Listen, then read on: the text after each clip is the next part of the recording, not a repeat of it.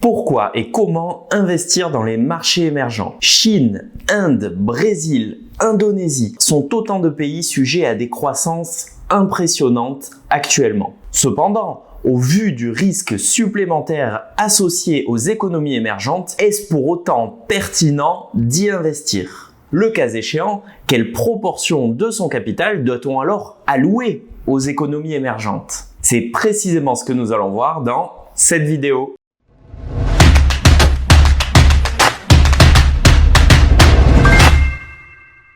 La décennie qui vient de se terminer a été l'une des pires de l'histoire boursière des marchés émergents, et ce depuis près d'un siècle, comme vous pouvez le voir à l'écran. En effet, tous les projecteurs de la décennie 2010 semblaient inexorablement braqués sur la bourse américaine. Et ce, pour une bonne raison. Le marché américain global a réalisé une performance extraordinaire de 14% annualisée sur la période, alors que les marchés émergents, largement éclipsés par cette situation, ont dû se contenter de leur côté d'une maigre performance à 4,3% annualisée, soit 3 fois moins. Pourtant, les pays émergents représentent une proportion toujours plus importante de l'économie mondiale. Leur PIB, qui représentait 15% du PIB mondial il y a 30 ans à peine, représente aujourd'hui près de 40% de ce dernier.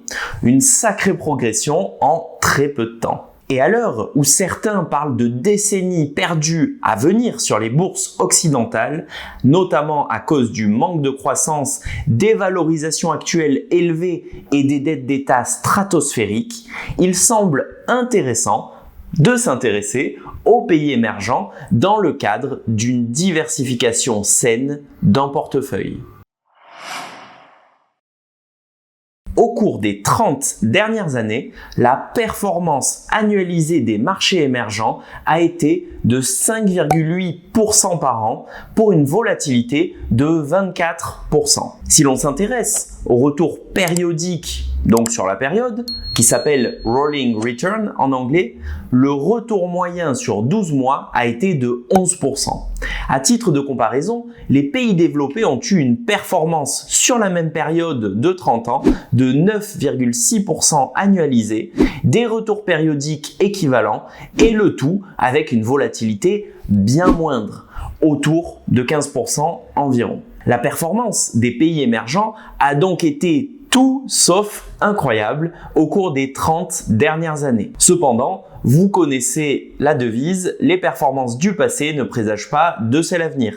Et il est impossible de savoir si la domination américaine boursière se poursuivra dans les années à venir ou si au contraire, les émergents, avec la Chine à leur tête, prendront le relais et seront donc le pari gagnant pour la décennie à venir pour les investisseurs que nous sommes. Dans une approche de construction d'un portefeuille équilibré, il pourrait ainsi sembler pertinent d'inclure malgré tout une partie de pays émergents à son allocation. Quelle proportion d'émergents faut-il alors inclure dans un portefeuille équilibré pour ceux qui souhaitent y investir? Une étude de la banque d'investissement Morgan Stanley tente de répondre à la question en nous proposant 3 pistes de réflexion. La première serait de raisonner en termes de PIB mondial. Les pays émergents représentent ainsi actuellement environ 40% du PIB mondial.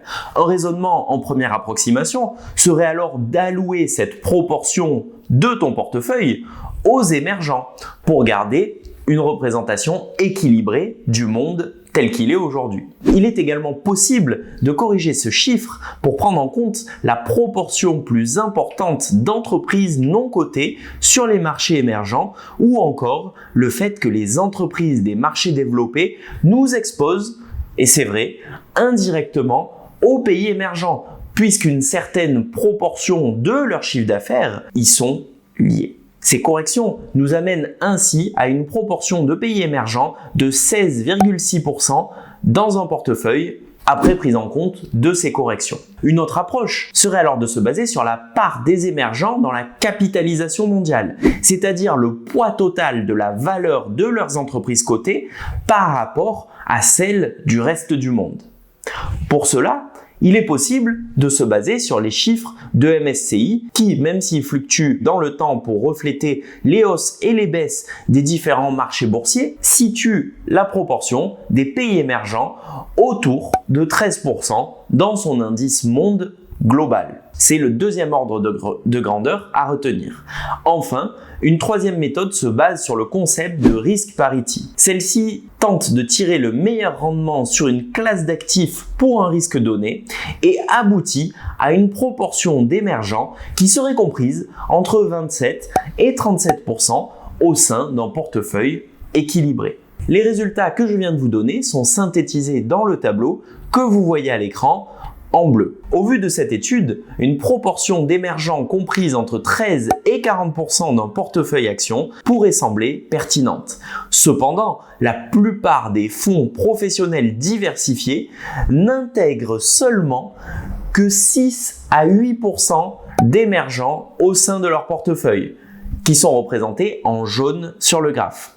Cela montre que la plupart d'entre eux souffrent clairement d'un biais national pour l'investissement. C'est le même biais qui nous incite, petits particuliers français, à investir majoritairement sur les entreprises du CAC 40 alors que celles-ci ne représentent en réalité que 3% de la capitalisation boursière mondiale. La façon la plus simple de s'exposer aux économies émergentes est probablement d'investir via un ETF Emerging Market. En un clic, le fonds achète pour vous des parts de 1400 entreprises des pays émergents, ce qui est extrêmement diversifié. Géographiquement, il est composé à un tiers d'actions chinoises, 15% d'entreprises indiennes, 14% de Taïwan et 10% de Corée du Sud. Celles-ci, on le remarquera, sont principalement localisées en Asie, mais on trouve également bon nombre d'économies sud-américaines ou du Moyen-Orient. Tu connais d'ailleurs probablement les entreprises les plus représentées, que sont Taiwan Semiconductor, Tencent, Samsung ou encore Alibaba, qui sont toutes des multinationales tentaculaires. Sur PEA, le Amundi ETF PEA MSCI Emerging Market UCITS, dont le ticker est PAEEM, est un ETF à réplication synthétique qui présente un encours de 300 millions d'euros et dont le prix de part avoisine les 20 euros avec des frais à 0,2% par an. Sur compte titre, un équivalent est le Amundi MSCI Emerging Market, dont le ticker est AEEM. Il est beaucoup plus gros que le précédent, avec 2 milliards d'euros d'encours sous gestion. Il est à réplication physique, c'est-à-dire qu'il achète réellement pour vous les parts d'entreprise lorsque vous souscrivez à une part de cet ETF. Il présente 0,2% de frais annuels avec un prix de part autour de 50 euros. Ce n'est pas forcément le meilleur ETF de sa catégorie, il s'agit simplement d'un exemple. Aucun conseil en investissement n'est donné dans cette vidéo. D'ailleurs, j'en profite pour vous annoncer que je donnerai accès à la liste des 100 ETF que j'utilise personnellement et que je considère comme les meilleurs de chaque catégorie et pour chaque secteur d'investissement existant. Pour être informé lorsque cela sera disponible, je t'invite à laisser ton email et à t'inscrire à la newsletter. Le lien est sous la vidéo et c'est gratuit. Maintenant, je voulais absolument te parler d'une erreur que l'immense majorité des investisseurs font et qui peut coûter très cher.